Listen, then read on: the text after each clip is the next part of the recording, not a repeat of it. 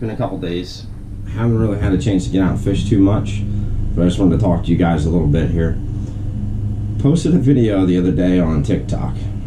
Never really done it before.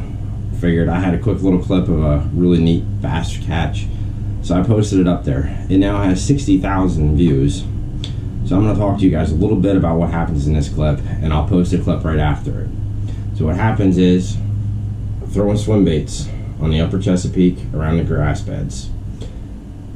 All we're doing is throwing them, steady retrieve, just under the surface, and the weeds weren't all the way to the surface yet. It was earlier in the spring, and when you'd catch a weed clump, you'd rip it free. When you ripped it free from the weed clump, 9 out of 10 times a bass would hit it. In this video, I catch one bass, I bring it in, I take the hook out of its mouth, and I throw the swim bait back in the water, still attached to my rod. Lay the rod down on the deck, measure the fish, because I was pre-fishing for a tournament, so I was just curious if it was a keeper. It was a good 16, 17 inch fish, it would have kept for the tournament. I throw it back in the water.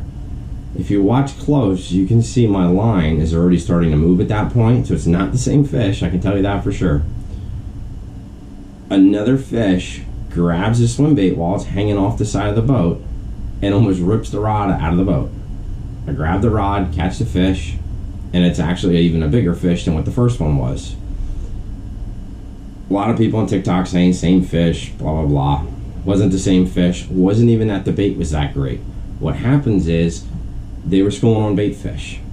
Caught one fish, it fired up the rest of the fish. They followed him to the boat. If you're in clear water and you watch, especially with smallmouth, when you hook one fish, 9 out of 10 times, you're going to see a bunch of other smallies following him up to the boat.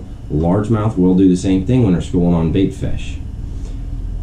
To take advantage of that, what you can do, sometimes even when the bass aren't biting, you've been drop shotting it, you've been Ned rigging it, you know they're down there, you know they're in that spot, you're seeing them on your electronics, or you just know it's a good spot, and they're not hitting it.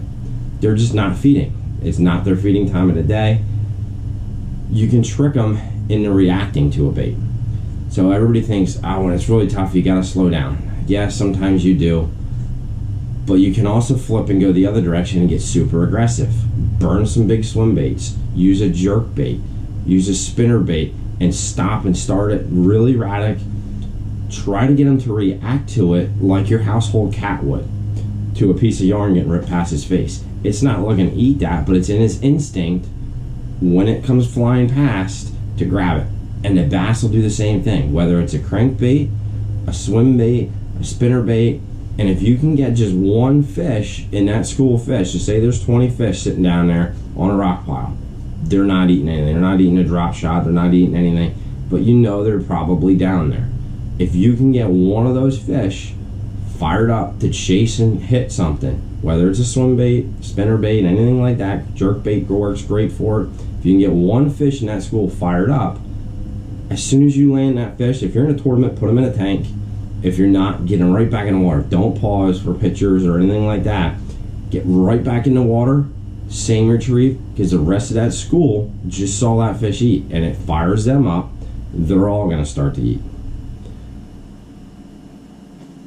Thank you guys for watching. Hope you all subscribe. Talk to you later.